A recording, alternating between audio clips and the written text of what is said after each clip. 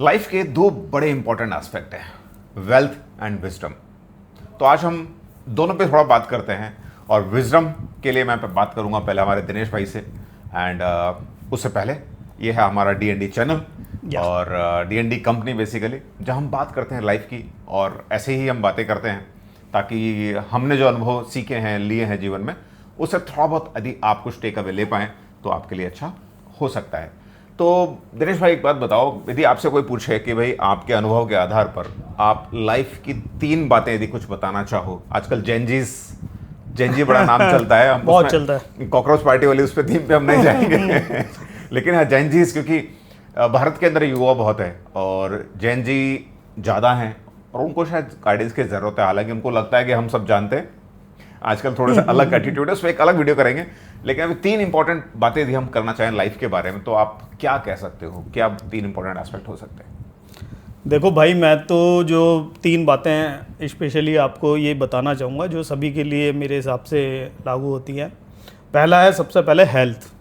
Right. अगर आप health है तो वेल्थ है, और आप फिट हैं तो सारे काम कर पाएंगे अपने जीवन के। क्योंकि कभी कभी आपने देखा होगा, कभी आप बीमार हो गए तो आप ये सोचोगे अरे यार 5 दिन खराब हो गए यार, 5 दिन अगर मैं स्वस्थ रहता तो मैं ये कर लेता वो कर लेता, पर छठे दिन आप ये नहीं सोचोगे कि मुझे ठीक होने के बाद कि फिट रहना है। हाँ। तो मैं ये बोलूँगा आपको कि दिन में चाहे आप आधा घंटा ही दीजिए, 1 घंटा दीजिए, जो टाइम आप निकाल सकते हैं आप शरीर के लिए निकालिए। कोई गेम खेल सकते हो तो गेम खेलिए, जो आपके पास व्यवस्था है उससे अपने शरीर को फिट रखिए।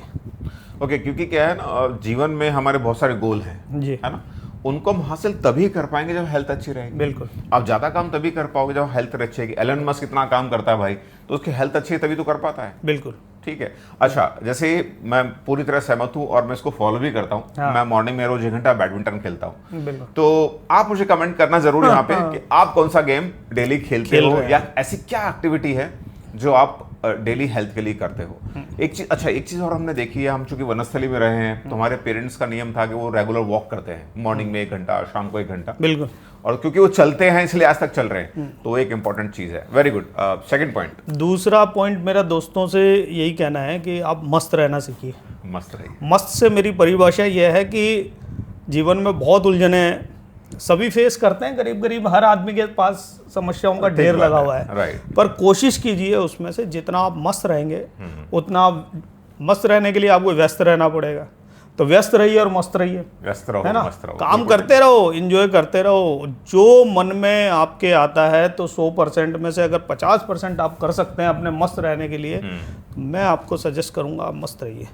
क्योंकि अगर आप मस्त नहीं रहेंगे तो बहुत सारी टेंशनों को लेके चलते रहेंगे और वो टेंशनें आपको पी जाएंगी अच्छे से, है ना। तो कोशिश कीजिए, कोई फर्क नहीं पड़ता, किसी के कोई फर्क नहीं पड़ता, सब आप ही के फर्क पड़ता है। अगर आप जो काम कर रहे हैं, मान रहा हूँ मैं परिवार के लिए कर रहे हैं, अपने जीवन में बहुत सारी जिम्मेदारियां आपके पास में होती हैं, तो कोशिश कीजिए उसमें से कुछ क्षण आप निकाल पाएँ मस्त रहने के लिए। जो आपकी इच्छा हो गई मुझे कहीं घूमने जाना है, आज नहीं जा पा रहे, कल जाने का प्लान कीजिए, 1 महीने बाद सोचिए। तो मतलब मेरा कहना का मतलब यही है कि आप टाइम निकालिए और आप मस्त रहिए। अपनी स्ट्रगल की बात कही ना, हाँ। तो मैंने बहुत दिनों बाद मेरे एक मित्र हैं, उनको फ़ोन किया कि सर कैसे हो, तो वो हंसते हुए बोले पर यार लाइफ का एक स्ट्रगल खत्म होता नहीं है, दूसरा शुरू हो जाता है। लेकिन वो सिंगिंग का उनको शौक है और वो सिंगिंग के लिए टाइम निकाल लेते हैं। और आज ही हमने कहा यार हमको हारमोनियम सीखना है या कीबोर्ड सीखना है, तो उसके लिए हमने आज खास से हमने क्लास बुक कर दी है। तो यदि मैं आपसे कहूँ कि भाई आप ऐसी कौन सी हॉबी है जो आप करना तो चाहते थे लाइफ में, अभी तक नहीं कर पाए हो, तो उसको जरूर उम्र उसमें मैं आपको रोकना चाहूँगा, उम्र उसमें कोई बाधा नहीं है। हाँ। आज 50 साल की उम्र हमारी हो चुकी है, मैं बता रहा हूँ बता दिया भाई। हाँ, बता दिया भाई ने। तो लेकिन हारमोनियम सीखना है तो सीखना है भाई। ठीक बात है, वेरी गुड। तो तीसरा पॉइंट, एक इम्पॉर्टेंट पॉइंट क्या और क्या हो सकता है? तीसरा पॉइंट दोस्तों को बोलूँगा, पैसा कमाइए। हाँ, पैसा कमाना एक बहुत इम्पोर्टेंट टास्क है और पैसा तो कमाना ही पड़ेगा, क्योंकि जो शुरू के जो 2 पॉइंट मैंने बताए हैं वो आप उसी से पूरे कर पाओगे अच्छे से। आप जिम्मेदारियां परिवार की निभा पाओगे, साथ में आपके जो शौक है वो पैसे से ही पूरे कर पाओगे।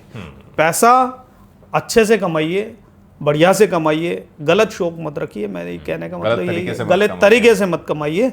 और पैसा कमाना बहुत इम्पोर्टेंट है और इस पैसे को कैसे कमाएं, कैसे बचाएं, ये भाई दीपक आपको अभी 3 पॉइंट बताएंगे। इन्होंने तो मुझसे 3 पॉइंट पूछ लिए, तो हमारा भी हक है कि भाई 3 पॉइंट दीपक जी से जो है वेल्थ। क्यों? क्योंकि मैंने जो फाइनेंसिंग सीखी या जो मैंने सेविंग्स करना सीखा 2017 में, वो पहले भाई मेरे दीपक ही थे जिन्होंने मेरी पहली म्यूचुअल फंड मुझे करवाया था। और एक होले के हनुमान जी, जयपुर की बात है, वहाँ बैठ के हमने खाता बनाया था। आज भी मुझे याद है। इनके यहाँ पे, हाँ, यहाँ पे रामायण का पाठ था और भोजन था, तो वहाँ पे बैठ के हमने वो अकाउंट ओपन किया था। उसी की कृपा है, आज उसी की कृपा है बालाजी की कि वो मैं कर रहा हूँ। और मैंने उस चीज़ को समझा। अब मैं जो है इनसे राय ले लेता हूँ और बहुत अच्छी राय मुझे मिलती है और चल रहा है। ओके, तो सबसे पहले माइंडसेट की बात करता हूँ। हाँ। कि मैं 2 बड़े फेमस कोट मुझे अच्छे लगते हैं कि पैसा खुदा तो नहीं, बट खुदा कसम खुदा से कम भी नहीं।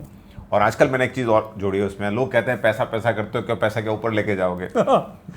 लेकिन पैसा आपके साथ ऊपर नहीं जाएगा, लेकिन पैसा आपको नीचे गिरने नहीं देगा। वो सपोर्ट का काम करता है। तो मनी बहुत अच्छी बात है, is a very good support system for life. तो ये तो हो गई माइंडसेट की बात। और 3 पॉइंट आपने कहे कि क्या करना चाहिए। तो सबसे पहली चीज़, स्टार्ट अर्ली। होता क्या है, हमारी जॉब लगती है और जॉब के बाद जो पहली सैलरी आती है ना, यार आईफोन ले लूँ या ये कर लूँ वो कर लूँ। ठीक है, फ़ोन लेना सारी चीज़ अच्छी है, बात है, लेकिन स्टार्ट अर्ली ये बहुत इंपॉर्टेंट चीज़ है, क्योंकि इसमें कंपाउंडिंग बहुत बड़ा रोल प्ले करती है। वॉरेन बफेट को सब जानते हैं, वो 96 ईयर्स के हो गए, अब जाकर के बर्कशायर हाथवे से वो सीईओ पद उन्होंने छोड़ा है।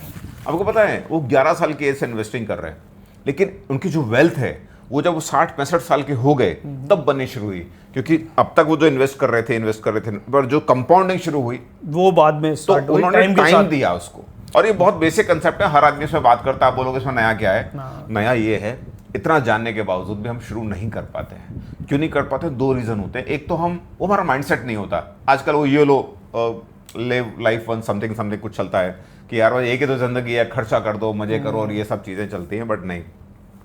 और दूसरी इंपॉर्टेंट चीज क्या होती है? अरे यार अभी ना खर्चे हैं थोड़े से, अगले महीने से करूंगा। यार अभी थोड़ा खर्चा है, अगले महीने से करूंगा, और वो अगला महीना पता नहीं कब आता है। तो पहले क्या करना, सेव करना है। आप बहुत सिंपल सा थंब रूल है, मतलब ज्ञान देने की बात नहीं है। आपकी सैलरी मान लीजिए 10,000 रुपये सैलरी है या 1 लाख रुपए सैलरी है मान लीजिए, तो अब 10% उसमें से निकाल ही दो। 1 लाख में से ऐसा आप 10,000 रुपये निकाल लो पहले। यहाँ पे मैं आपको, शायद ऐसा माइंड सेटअप लोगों का होता है कि जैसे अगर उनके पास 1,000 रुपए बच रहे होते हैं, तो वो ये सोचते हैं यार अब 1,000 रुपए में क्या ही मैं कर लूंगा जमा करा के, है ना। ऐसा लोगों का माइंड सेट है। पर जहां तक मैं सोचता हूँ, आपका कहना है कि मतलब चाहे 500 ही बचे तो आपको 500 की इन्वेस्टिंग चालू कर देनी चाहिए। राइट, हाँ, मतलब ये कहना चाहते हैं। बिल्कुल ठीक बात है, मैं उसमें भी आता हूँ। तो पहला तो आपको जो इन्वेस्ट करना, सेव करना, पहले निकाल दो, क्योंकि आपने निकाला नहीं तो सारा पैसा खर्च हो जाएगा, वो किसी न किसी में लग ही जाएगा। दूसरी चीज भाई ने सही कहा कि मान लीजिए कि 1,000 रुपये बच रहा है, वो सोचेगा 1,000 रुपये में क्या ही होगा, बट 1,000 रुपये में बहुत कुछ हो सकता है कि आप उसको लंबा समय दोगे। तो 1,000 रुपये, 500 रुपये जो कंपाउंडिंग का बेनिफिट मिलने वाला है, तो वहां से आप शुरू कर सकते हैं। तो हमने कहा स्टार्ट अर्ली। दूसरी बात हमने कही कि भाई कितना भी पैसा है, चाहे कम से कम है, जितना मैक्सिमाइज कर सकते हैं उतनी अच्छी बात है। और तीसरी इंपॉर्टेंट चीज, चूंकि यंग एज में, अर्ली एज में हम रिस्क ज्यादा ले सकते हैं, हमको रिस्क लेना चाहिए एक्चुअल में। शुरू में आप एफडी मत ढूंढो, एफडी ठीक है, एफडी कोई गलत चीज नहीं है, लेकिन यंग एज में हम अच्छा रिस्क उठा सकते हैं। तो जो इक्विटी है, equity is the best instrument. लोग कहते हैं रियल एस्टेट, बट भाई रियल एस्टेट करने के लिए प्लॉट खरीदोगे तो कम से कम लाखों रुपया चाहिए, लाखों रुपए का इन्वेस्टमेंट, तो उतना तो आपने कमाया नहीं, कैसे लगाओगे? तो वो एक अलग डिबेट है, उस पर कभी और बात करेंगे। लेकिन आपको जो इक्विटी रिलेटेड इंस्ट्रूमेंट है, चाहे म्यूचुअल फंड्स हो गए या डायरेक्ट शेयर्स हो गए, म्यूचुअल फंड के अंदर भी आप इक्विटी ओरिएंटेड रखिए, क्योंकि आप 25 साल के हो, 30 साल के हो, 35 साल के हो, तो आपके पास 30 साल हैं उसको इन्वेस्ट करने के लिए, सेव करने के लिए, उसकी जरूरत आपको नहीं होगी।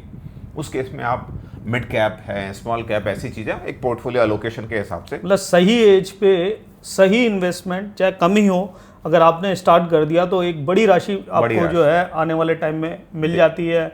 और अगर आप गोल ओरिएंटेड आदमी हैं तो आप पहले से ही टारगेट ले लें कि मुझे यार गाड़ी खरीदनी है, इस सन में खरीदनी है, तो आज आपके पास सब कुछ प्लान्ड है कि आपको कितना इन्वेस्ट करना है कि गाड़ी मेरे के इतने साल में गाड़ी के लिए पैसा इकट्ठा हो जाएगा।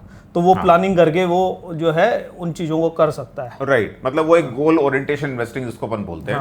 हर गोल के लिए, जैसे आपने कहा अभी 10 साल बाद घर खरीदना है, आप बड़े हो गए तो बच्चों की शादी करनी है, बच्चों की एजुकेशन है, कार खरीदनी है, तो वो उसको हम बोलते हैं गोल बेस्ड इन्वेस्टिंग। उसके अंदर आप गोल पहले से ही बना लेते डिसाइड कर लेते हैं और उसके अकॉर्डिंग आप इंस्ट्रूमेंट करते हो। हालांकि चलो चर्चा फिर बहुत ज़्यादा क्या बोलते हैं, क्या डेप्थ वाली हो जाएगी कि कब क्या करें, बट मोटी बात यह है अर्ली एज में हो तो आपको you should take risk investing के अंदर भी लो, और मैं तो कहता हूँ रिस्क करियर में भी लो।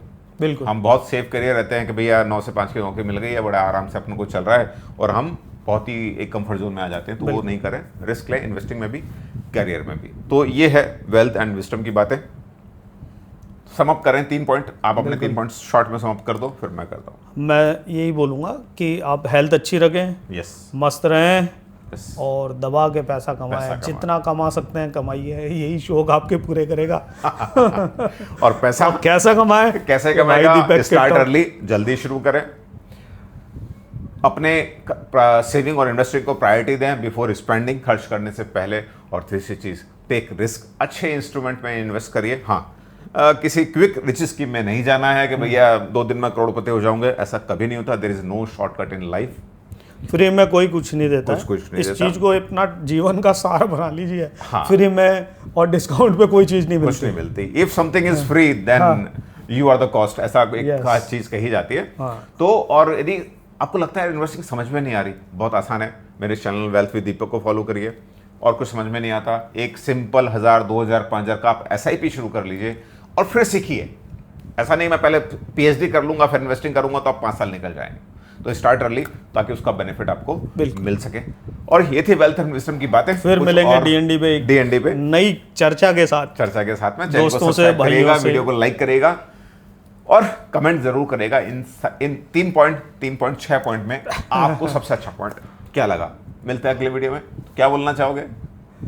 हमारे सिर्फ हमारा जो एक मोटो रहता है DND चैनल का, जो हमने हमारे गुरुदेव से सीख रखा है कि मौज लो, रोज लो, नहीं मिले तो खोज लो।